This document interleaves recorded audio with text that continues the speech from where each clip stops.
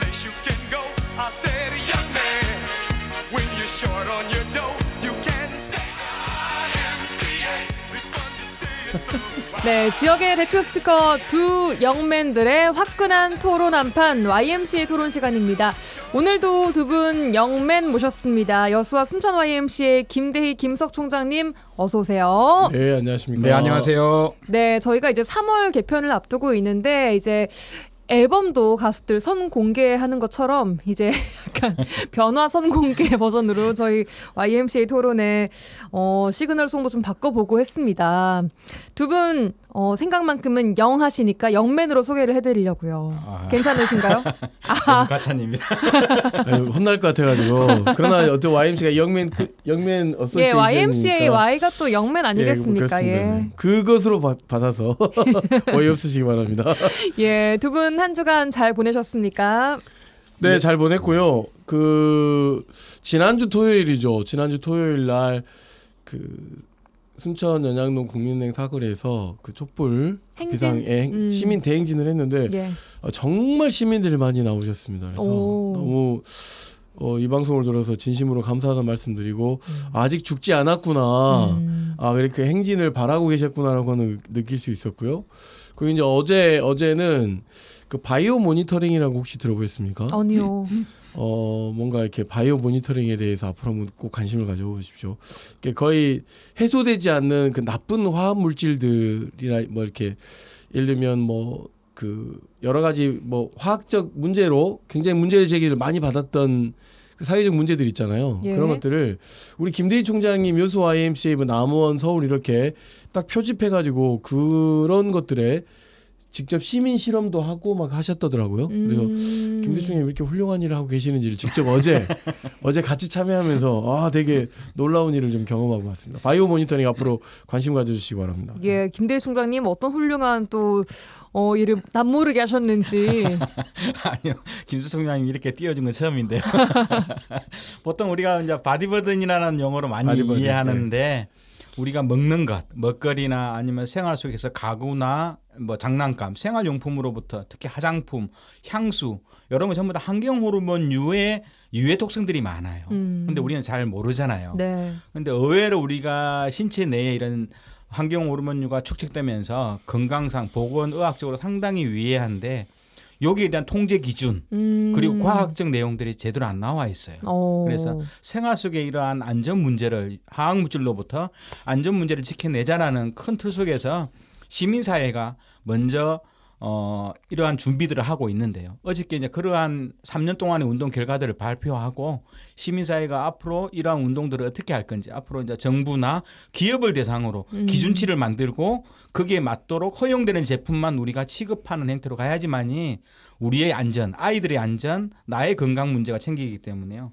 이 문제는 전부 다 우리들의 생식 독성의 문제, 암의 원인의 물질이거든요. 그래서 아마 이런 것들을 시민사회가 좀 더 관심 있게 보면서 정부를 감시하고 기업을 감시하는 체제로 가는 운동을 어저께 같이 서울에서 공유를 좀 했던 겁니다. 그러니까 또 우리 좀 더 얹으면 환경 호르몬이라고 우리가 인식하고 있잖아요. 예. 근데 만약에 이것이 측정될 수 없다면 우리에게 어떻게 있는지도 모르잖아요. 그러니까 측정하는 것을 시민이 해보자 이런 거죠. 예를 들면 최근에 환경운동 이야기하면서 혹시 오존층 파괴 이런 이야기 되게 안 듣고 있죠. 꾸준히 들어왔죠. 근데 오존층에 대해서는 많이 안 듣고 있는 게 우리가 오존층에 대해서 파괴되고 있다라고 하는 걸 전 세계가 인식하면서 사실은 오존층이 좀 회복됐답니다. 그러니까 무슨 이야기냐면 측정하면 지켜낼 수 있다는 거죠. 그런 방식으로 대단히 좀 시끄럽게 이 환경 호르몬에 대해서 특히 프탈레이트인가요? 이런 것들에 대해서 우리 몸 그러니까 섬유부터 해가지고 향수부터 해가지고 우리가 모르게 측정되고 있지 못하는 이 환경 호르몬에 대해서 깊은 관심을 좀 시민들이 가져야 된다. 그래서 어제 이제 정부 관계자들도 왔는데 정부에서도 좀 측정하고 있긴 하더라고요. 네. 하여튼 그렇다. 이 이야기는 저희가 다음에 한번 시간을 내서 환경에 대한 이야기 한번 본격적으로 해봐야 될 것 같습니다. 네, 김대중이 아주 훌륭한 일을 하고 있다는 걸 들었어요. 제가 첨언하기 위해서. 시민사회로서도 훌륭한 일을 하고 계시는 김대희 총장님 그리고 김석 총장님과 함께하고 있습니다. 자, 오늘 주제 토크. 자, 탄핵 심판이 종반부에 접어들면서 조기 대선의 시계도 움직이기 시작했습니다. 조기 대선뿐 아니라 내년에 있을 지방선거를 대비하는 지역 정치권의 행보도 이어지고 있는데 자천타천으로 거론되고 있는 인물들의 평가도 함께 나오고 있습니다. 오늘은 두 분과 함께 민주당 그리고 호남 정치 판도에 대한 이야기 나눠볼까 합니다. 자, 먼저 김영록 전남도지사가 대권 도전 선언했습니다. 이재명 대표 일극 체제에서 민주당 내 대권 주자로서 본선에 오를 수 있을까 하는 의구심에 대한 이야기가 나오고 있는 것도 맞고 동시에 이것은 뭐 진짜 대권 도전이 아니라 3선을 위한 행보가 아니냐 이런 이야기까지 나오고 있습니다. 자, 김영록 지사의 행보에 대한 평가부터 좀 해보도록 하죠. 김대희 총장님. 네, 제가 보기에는 뭐 대권 선언에서 나오면 좋죠. 저는 뭐 나온다고 한다면 한 단계 뭐 발전할 수 있다라고 본다면 저는 적극 찬성하는 편인데요. 예.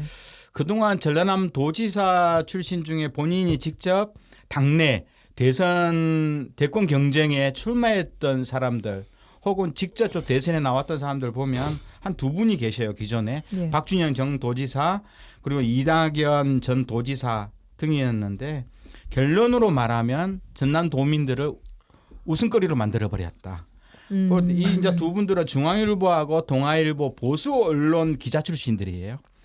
주로 이제 강주 전남이라는 출신 속에서 온갖 혜택을 보면서 온실 속에서 정치를 해온 정치인의 한계를 적나라하게 보여줬던 예. 사람이었는데 저는 이제 세 번째로 김영록 지사가 현 지사께서 대선 출마 당내 경선에 나가겠다 한다면 저는 좋은 의미라고 봐요. 예. 본인이 정치적으로 더 성장할 수 있기 때문에 그렇다면 이걸 진심으로 받아들이게 하려면 본인은 당내 경선에 실패하면 뭐 험지는 아니지만 수도권이라도 나가라. 총선에 수도권에 나와서 호남 출신의 정치인이 가지는 온실 속의 하초가 아니라 야상 속에서 다양한 정치적 투쟁과 또 민주주의 가치를 실현하는 현장을 야인처럼 하면서 단련되고 김부겸 전 의원이 대구에 출마하듯이 이번에는 뭐 대구까지 가라는 소리는 아니지만 수도권에 나와서 실제로 전 국민들의 흐름과 바램을 이해하는 정치인으로 성공할 수 있던 뭐 아니면 다시 도지사 출마 이건 굉장히 뭔가 보이는 측면이잖아요. 그러니까 지금도 나오고 있는 이제 그 의구심들이잖아요. 몸집 네. 불리기가 아니냐, 인지도 올리려고 나오는 거 아니냐. 그건 상당히 호남 특히 전남 도민들을 무시하는 전략이거든요. 그러니까 본인이 뜻이 있다면 경선에 실패하면 가감히 수도권으로 나와서 수도권 국회의원으로 성장하겠다는 포부가 오히려 전남 도민들의 정치적 자존심을 저는 세우는 거라 봅니다. 혹은 뭐 중앙 행정을 노리고 지금 이렇게 뭐 국무총리나 이런 것들을 노리고 있다 이런 얘기들도 나오더라고요. 제가 보기에는 이낙연 지사가 철저히 실패했잖아요. 개찐도찐이거든요. 현실적으로 그런 상황 속에서 물론 이제 정권이 바뀌면 장관은 농림수산부 장관을 한번 했잖아요. 농림부 장관을 한번 했기 예. 때문에 그 생각보다는 차라리 수도권에서 혹은 뭐 충청권에서 알겠습니다. 가감히 새로운 정치인으로서 새로운 경쟁력과 가치를 배우겠다 그런다면 쌓겠다 그런다면 오히려 전남 도민들은 더 박수 칠 거라고 응원할 것이다. 예, 김석 총장님. 그 호남 정치 복원을 이야기를 하면서 예. 나왔어요. 앞으로도 이야기하겠지만 그리고 탄핵 심판이 종반부에 지금 현재 접어들고 사실상 이제 25일인가요? 마지막 변론을 듣겠다고 하는 상황이잖아요. 지금 현재는 어쨌든 광장 안에서의 지난해 12월 3일에 있었던 비상계엄 이후 내란이 종식되고 있지 않은 어떤 사회적 분위기 이런 것들이 우선이었다고 생각하는데 예. 너무 너무 빠른 건 아닐지 당의 입장에서 보면 빠른 건 아닐지 모르겠지만 광장 그리고 이 비상계엄을 맨손으로 막았던 시민들이나 국민 입장에서는 너무 빠른 선언이라고 생각해요. 피선거권이 있으니까 자유죠. 자유라고 생각할 자유인데 김대희 총장님께서 앞서 이제 다 말씀하셨으니 반복하기는 어렵지만 어떤 정치적 득을 바라고 하는 행위에 대해서는 아마 시민들께서도 냉정하게 좀 볼 것 같기는 해요. 예. 다만 이제 호남 정치 복원, 호남 정치를 이야기를 하셨으니 예. 그것이 이제 무엇인지에 대한 답을 내놓으셔야 될 것 같고 예. 또 하나 대권 도전을 선언했다고 한다면 지금 광장에서 이야기하고 있는 사회 대개혁의 어떤 사회 대 전환이랄지 새로운 대한민국에 대한 이야기를 꺼내놓으셔야 되는데 그런 것들 없이 나름 어떤 여러 가지의 정치적 변수와 요소를 노리는 것이라고 한다면 다시 한번 좀 고려하시고 본인이 하고 있는 도지사 일을 좀 집중해 주시는 것도 좀 필요하지 않겠나 싶고 다만 네. 이제 각 지역에서 벌어지고 있는 촛불 그 광장 집회나 이런 데에는 참여해주고 계시더라고요. 참여도 해주시고 좀 그런 부분까지 우리가 뭐 그런 건 아니지만 하여튼 뭐 피선거권이 가지고 있는 분이 출마하신다는 것을 막을 수는 없는 일이기 때문에 하지만 사회 대개혁에 대한 요지를 좀 잘 온몸으로 받아 안으셨으면 좋겠다 싶습니다. 이 정치적인 진로는 앞으로 좀 시도민의 평가가 굉장히 중요할 것 같아요. 어떻게 바라보는지에 대해서. 자, 그렇다면 우선 그 아까 말씀하신 호남 정치의 복원 김영록 지사가 강조를 하고 있는데 호남 정치가 상징하는 것은 과연 뭔지 또 호남 정치가 현재 지역민들에게 어떤 의미인지를 또 얘기를 안 해볼 수가 없겠거든요. 김대희 총장님 어떻게 생각하세요? 그러니까 호남의 정신하면은 좀 다른 지역하고 특히 좀 차이가 나는 이유가 정의로움과 절개를 중시했다는 측면이 있어요. 나라가 힘들 때 민중이 어려울 때 목숨을 걸고 민중의 편에 서서 또 부당한 권력에 맞서서 그 민중의 자존심을 지켜 나갔던 것이 저는 호남의 정신이고 대표적으로 말할 수 있는 것이 저는 통학농민혁명 그리고 일제시대 때 강주 학생의거 운동 그리고 박정희 유신 정권에 항거했던 그리고 군사 정권에 반대하면서 5.18 강주 민중항쟁을 만들어내면서 어떻든 민중의 편에 서서 정의롭고 인권과 또 사회적 약자를 위해서 헌신했던 이러한 흐름의 근본이 바로 호남 정신이고 호남 정치의 근간이라고 좀 보는 거거든요. 그래서 이런 것들이 이제 민주당 혹은 이제 김대중 대통령을 통해서 쭉 넘어오면서 강주 전남 사람은 아니지만 노무현을 지지했고 문재인을 지지했고 최근 대선에서 이재명을 지지했던 거거든요. 이것은 출신을 따지지 않고 그런 가치를 중심으로 움직였던 정당이었던 그 정치적 뿌리가 있는 건데 그런데 결국은 지금 호남에서 온실 속에서 커왔던 정치인들, 도지사라든가 호남의 뭐 3선, 4선, 예를 들어서 국회의원들이 이러한 가치를 지키면서 민주주의나 정의, 인권, 뭐 평화와 통일, 소수자의 그런 가치들을 지키면서 해왔을까 물어봤을 때 저는 김문록 지사 영역은 여전히 저는 확인이 안 되고 있는 측면이라고 보는 겁니다. 그래요. 그래도 진짜 호남 출신만이 호남 정치를 좀 복원할 수 있다라고 이제 좀 주장을 하고 계신 것 같은데 김석 총장님 어떻게 보세요? 오늘 그 김대희 총장님께서 발언이 엄청 우리가 원래 대본 없는 토론이잖아요. 화끈하게 오늘 한다고 소개를 해서 오늘부터 조금 더 화끈해진 것 같습니다. 저희 화끈함에 대해서 동의하고요. 이제 하나 중요한 것은 호남 정치가 전남, 광주, 전북이 형성한 일관된 정치 흐름이죠. 정의로움이고 그러니까 대표적인 것이 이제 앞서 좀 더 멀리 나가셨지만 5.18이죠. 5.18. 5.18의 비상계엄에 맞섰던 유일한 지역이잖아요. 그리고 광주. 수없이 많은 사람들의 죽음을 통해서 또 그 이전엔 1948년 10월 19일 여순 사건 때 제주 4.3을 진압하라고 하는 것을 거부한 거잖아요. 지금으로 놓고 굉장히 의로운 군인들이라고 볼 수 있는 것이죠. 근데 그런 흐름이 한 번도 이렇게 엉키거나 이러지 않았어요. 그렇죠. 민심이 이어져 왔다. 물론 욕도 많이 먹죠. 너무 민주당 판으로 거기는 민주당만 깃대만 꽂으면 다 되는 거 아니냐 이런 정말 쓴소리도 듣고 있긴 하지만 이 호남 정치라고 하는 그런 정의로움과 이런 것들이 발판이 되고 있는 건데 과연 이것이 그러면 호남 정치를 그래도 대통령으로까지 끌어올렸던 것은 김대중 대통령이 있었기 때문인 거잖아요. 그러면 적어도 호남 정치에서 가지고 있는 역사적 뭐 의미 이런 것들 아까 5.18 정의로움에 대해서 이야기했다고 한다면 정치인으로서의 호남 정치인 중에 우리가 상징되는 김대중 대통령과 같은 정치인들이 우리에게 과연 몇 분이나 있는지를 살펴보면 실제 현재의 어떤 민주당 내에서 보여지고 있는 이 호남 지역에서 보여지는 국회의원들이랄지 어떤 뭐 지방 의원들이랄지 이런 분들 중에 정말 이 김대중 대통령의 정치를 닮은 사람들이 얼마나 있는가라고 놓고 하면 상당히 거리가 멀다라고 보여줄 수 있는 거고 그것이 꼭 호남 사람에 의해서만 호남 정치가 복원되었던 건 아닌 것 같아요. 노무현 대통령을 통해서 복원돼 왔었고 예. 그렇기 때문에 아마 우리가 김대희 총장이 멋져지고 있으면 저는 김대중 노무현 대통령과 같은 정치 복원이 호남 정치가 아닐까. 저는 이 그림을 좀 제시해주고 싶습니다. 예. 일단 김영록 지사는 양극화, 정치적 후진성, 호남 소외 문제를 풀겠다 이렇게 주장을 했습니다. 자, 그렇다면 민주당 이재명 대표의 일극 체제에 대한 옹호론 그리고 비판론이 함께 존재하고 있는데 이 비판을 넘어서는 것 또한 민주당의 과제가 아닐까 싶습니다. 이 민주당에 지금 어떤 조언 주고 싶으세요? 아까도 뭐 이야기했다시피 민주당 특히 이제 호남 정치의 근간은 김대중 전 대통령과 노무현 전 대통령의 흐름 속에서 볼 수 있는데 두 분께서는 최대 의석을 가지지 못한 꼬마 정당에서부터 시작을 했거든요. 쉽게 몸 하나로 그렇네요. 만들어냈던 흐름이고 그리고 최대 야당이 가지더라도 항상 정치 권력에 다가서지 못했던 분들이고 그리고 수많은 10년, 20년, 30년에 걸쳐서 수많은 국가 권력의 감시와 사법적 재판 속에서도 꿋꿋하게 자기의 가치를 지켰습니다. 그런데 오늘날 민주당 당원들이 대부분 이재명 대표에 대한 뭐 저는 이제 찬성과 반대의 의미는 아니지만 현재 이렇게 민주당이 최대 의석수를 가질 수 있도록 정당을 만든 적이 어디였을까?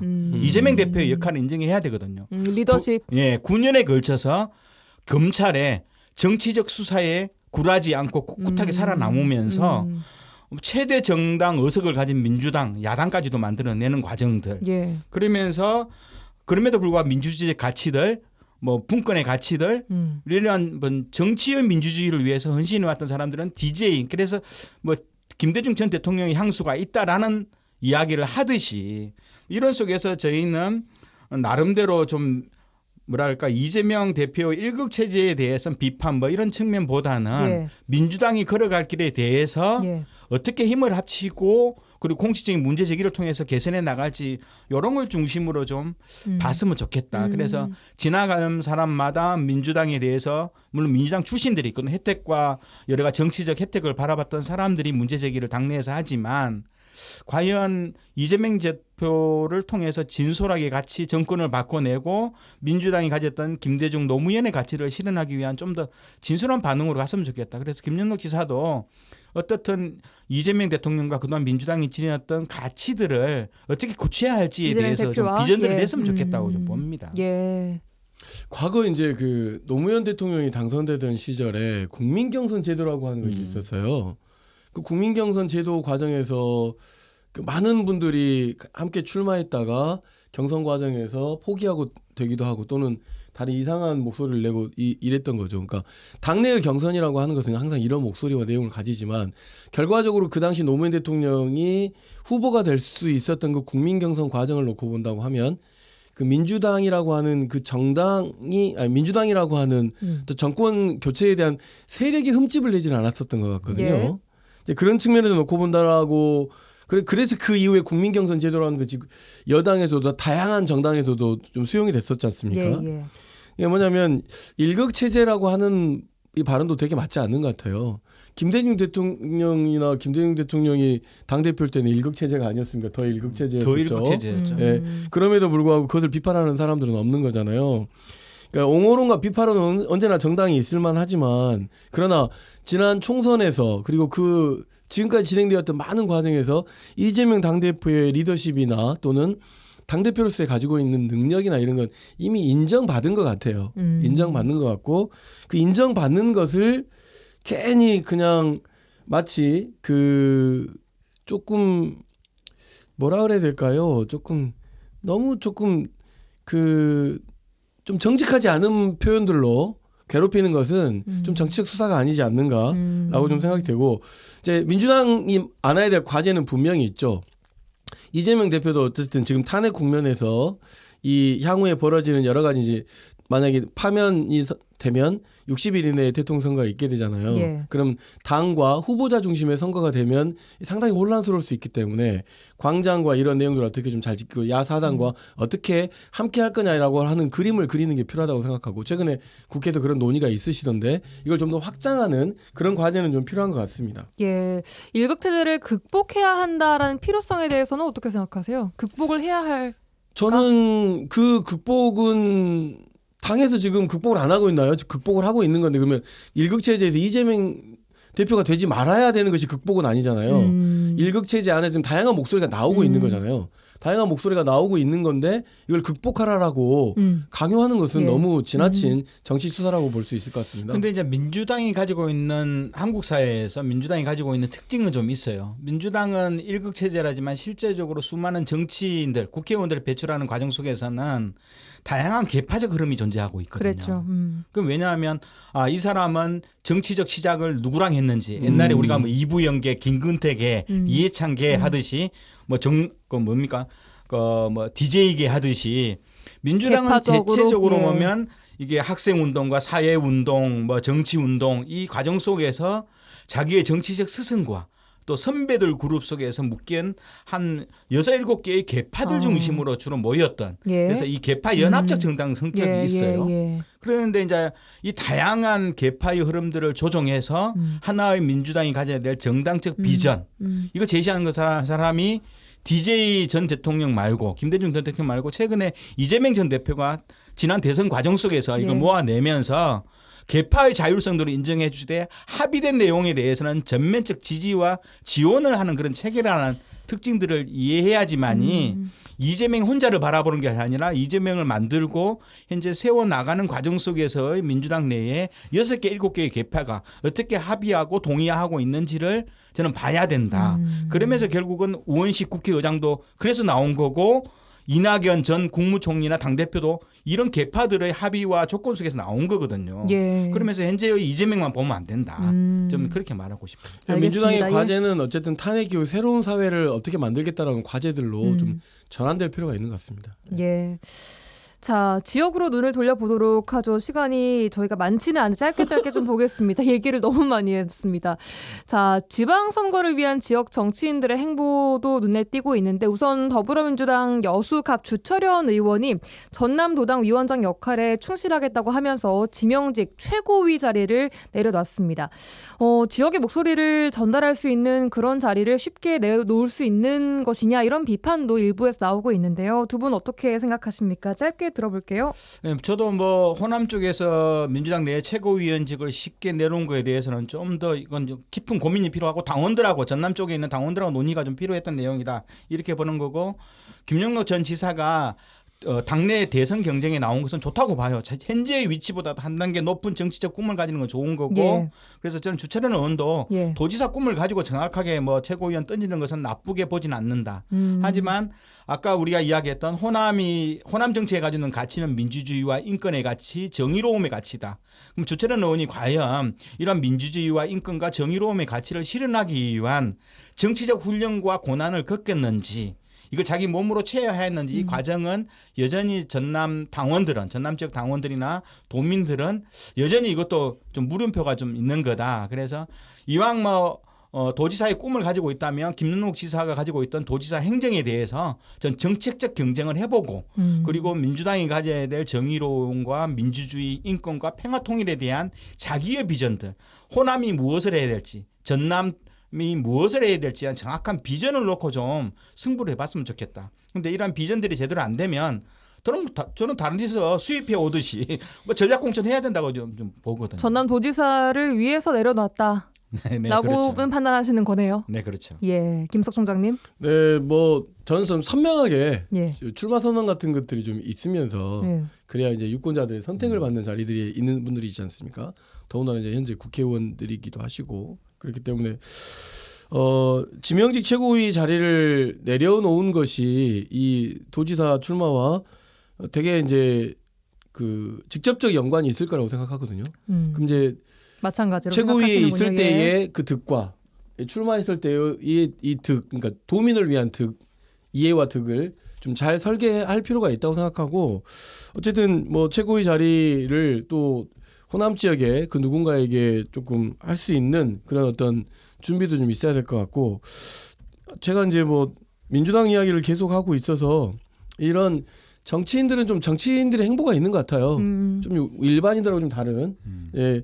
그런데 이제 계속 제가 이제 탄핵 심판 이야기를 하면서 하는 예. 이야기는 뭐냐면 그렇다 하더라도 예. 광장의 목소리와 광장이 요구하는 것과 좀 어울리는 또는 조금 뭔가 융합된 예. 그런 정치 행보를 좀 부탁드리고 싶습니다. 알겠습니다. 자, 한편 순천의 김문수 의원은 네네. 탄핵 표결 당시 미국행으로 좀 논란을 빚었습니다. 사죄문을 내면서 모든 당직을 내려놓겠다라고 했지만 여전히 지역위원장직은 또 가지고 있어서 비판의 대상이 되고 있고 또 최근에는 이게 보좌관이 뭐 이런 사죄문을 썼다 이런 얘기까지 나오면서 논란이 되고 있는데 이 부분 어떻게 보시는지 웃음을 지어주신 김석 총장님부터 들어볼게요. 아니 김문수 의원님 도대체 왜 이러시는 거예요? 지난주 그 탄핵 촛불 집회에 오셨어요. 예. 그래서 제가 사적으로 좀 넌지시 물어봤단 말입니다. 왜 그러셨어요? 왜 그러셨는지 이렇게, 모르겠는데 아유 사죄해야죠. 이러고 말더라고요. 그러니까 뭐냐면 아마 이 부분에 대해서는 뭐 말 못할 피치 못할 뭐 여러 가지 뭐가 좀 있었던 것 같고요. 예. 예. 뭐 깊게 물어보진 않았습니다. 그건 또 본인의 영역 본인이 어쨌든 정치인이니까 유권자로부터 뭐 판단을 받아야 되는 역할에 있는 것이라고 보여요. 다만 이제 조금 이것을 극복하기 위한 김문수 의원의 노력은 지금보다도 한 2배, 3배는 있어야 순천 시민들이 조금 더 집중을 해줄 거라고 생각하고 이 부분에 대해서는 그 본인도 알고 있는 것 같고 김상욱 의원이랑 비교를 많이 하더라고요. 국민의힘. 아니 뭐 정치인이 여러 가지 비교되는 건 좋겠지만 이게 이제 지금 당장보다는 이제 향후에 본인의 이제 정치적 지속 가능성에 대한 문제까지도 좀 있기 때문에 좀 일단 좀 지켜봐야 될 것 같고 사퇴와 사죄문을 좀 한 것에 대해서는 일단 뭐 사죄문 낸 것에 대해서 진실성 있게 이행하는 것이 저는 우선이라고 생각하고 또 정치인이기 때문에 웬만한 모든 이야기들이 다 지금 현재 지금 집중되어 있기 때문에 많은 그 가시배에도 오르내릴 테고 뉴스에도 오르낼 거다. 사실은 이거 이전에도 상당히 좀 돈키호테 같으신 분이었잖아요. 그래서 더 열심히 활동하라 그 말씀밖에 못 드릴 것 같습니다. 네, 김대희 총장님 짧게 들어볼까요?